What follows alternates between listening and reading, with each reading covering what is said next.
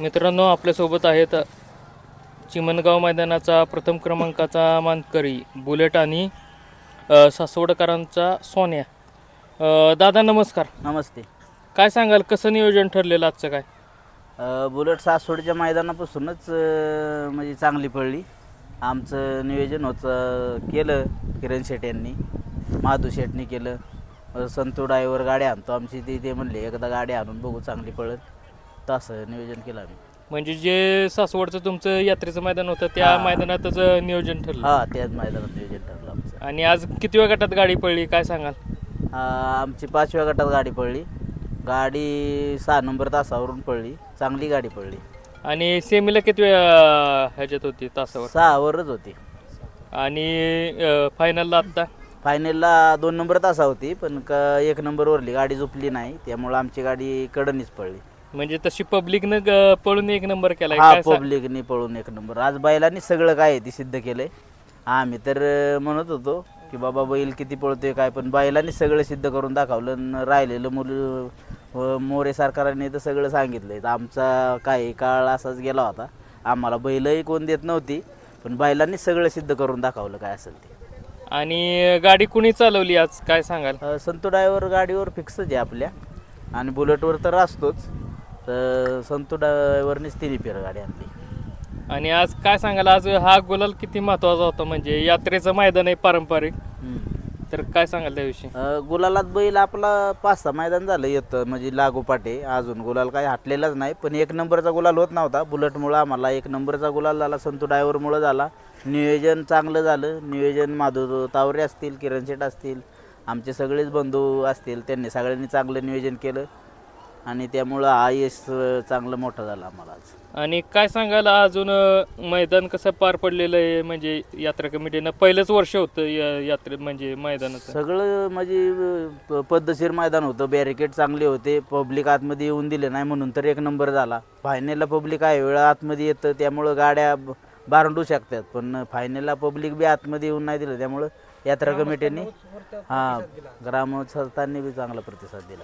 आणि एकदम म्हणजे त्यांचं पहिलं वर्ष असून पण एवढं चांगल्या रीतीनं मैदान पार पडलं? हो, एकदम चांगलं मैदान. हो, कोणाला काय ॲम्ब्युलन्सच हलवायला लागली नाही, एकदम चांगलं. सांगाल आज सोन्याविषयी? नमस्ते. पहिले तुमचे धन्यवाद. वेळात वेळ काढून तुम्ही पण आला, आम्हाला पण जरा बक्षिसामुळे मिळली वेळ. मी बैल शोधत आलेलो, पण नक्की म्हणलं कुठं बांधतात गावात बोलवलेलं बक्षिसासाठी. बैल खूप जिद्दी आहे. लय हयातीचा आम्ही म्हणजे हाडातीचा काळ काढला.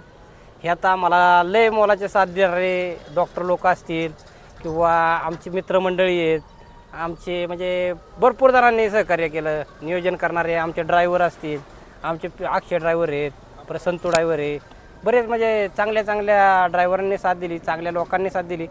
आणि सगळ्यात महत्त्वाचं म्हणजे चांगलं बोलणारी जास्त असल्यामुळं आम्ही आजपर्यंत या नादात टिकून राहिलो.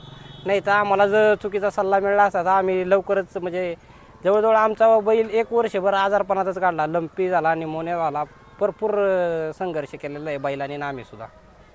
आणि आज कुठंतरी म्हणजे त्याच्या आजारपणात सेवा केलेल्याचं फळ भेटलं का वाटलं का? आता आवाजाचा जादूगार आपले सुनील मोरे, त्यांनी संपूर्ण काळ बैलाचा पाहिलेला आहे. लहानपणापासून जसा उजेडात बैल आला कोरेगाव 2023 साली, तेव्हासुद्धा त्यांनीच आपल्या बैलाला एवढा मोठा गाजावाजा करून आपला बैल फेमस केला. आणि त्यांनी पूर्ण काळ पाहिलेला आहे बैलाचा, आमचा पाहिलेला आहे. आणि त्यांनी परत एकदा संपूर्ण महाराष्ट्राला सांगितलं बैलाचे काय हकीकत आहे काय नाही. आणि म्हणजे आजारपणात होता आणि नंतर परत रिकव्हरीच्या वेळी पैराला काय काय अडचण आलेली? खूप अडचणी आहेत, सगळ्यांनाच अडचणी आहेत. आम्हाला काय 1 नंबर करणाऱ्याला काय, फक्त काय होतं जो क्लिक होतं पैरा तोच 1 नंबर करतो. त्यामुळं सगळ्यांनाच अडचणी. आणि असं नाही की आम्हालाच अडचणी किंवा आम्हाला पण जे बोलले ते की कुणीच असा उठून लगेच पैरा दिलेला नाही. आम्ही पण लई संघर्ष केला आहे आणि ते यश मिळायचं होते आम्हाला, शेवट बुलेटच्या रूपाने मिळलं. आणि आज फायनलला तुमच्या बाजूची गाडी पाळणार नव्हती, हे कळल्यावर काय वाटलेलं तुम्हाला? नाही, बैल आमचा उघड्यावर पळतो. फक्त आमचा बैलाचा विषय काय आहे, जास्त पब्लिक असेल तर आम्हाला भीती वाटते, पण समस्त ग्रामस्थ कोरेगाव चिमणगाववाल्यांनी खूप सहकार्य केलं. अख्खं पब्लिक बॅरिकेडच्या पाठीमागं ठेवलं. संपूर्ण निकालातलं पब्लिक मागं सारलं. त्यात मी चिमणगाव ग्रामस्थांचं खूप खूप आभार मानतो. त्यांच्या सहकार्यामुळेच आपल्याला 1 नंबर प्राप्त झाला. आणि आता आगामी सोन्याचं नियोजन कसं काय असणार आहे? काय सोन्याचं नियोजनात माधू शेट तावरे, आमचा छोटा भाऊ मंगेश भांडवलकर, निलेश भांडवलकर, मी आणि संतू ड्रायव्हर आम्ही सगळी मिळून म्हणजे आमच्या भावकी पोरं आमची सगळी सोन्या ग्रुपची जी पोरं आहेत सगळ्यांच्या विचारानेच पायरा होतोय. पहिल्यांदा अगोदर मी एकटाच द्यायचो, कुणाला बैल मागितलं लगेच द्यायचो. पण आता जरा तसं काही करत नाही. मी सगळ्यांचे विचार घेऊनच पायरा करतो. शेवटी आपलं पण म्हणजे गुलाल पण महत्वाचं आहे. हो, काय होतं गुलालात राहिलं तरच तुम्हाला किंमत आहे. काय होतं आपण पहिल्यांदा लय लोकांना बैल दिला, लय लोकांना म्हणजे त्यांना त्याची जाणीव नाही राहत. आणि काय होतं प्रत्येक वेळेस नवीन पायरा पण योग्य नाही. त्यामुळं चाललंय आमचं, बघू आता कसं काय होतंय पुढं नियोजन. आणि कुठल्या मैदानात पळताना दिसणार आहे सोन्या? काय आता सोन्या आता 20 तारखेला दिसेल दौंडला. जे ह्यांचं अविनाश सोनवणेंचं मैदान आहे त्या मैदानात. हो, अविनाश केसरी का मैदान आहे तिथं पळताना दिसेल. शुभेच्छा दादा. धन्यवाद.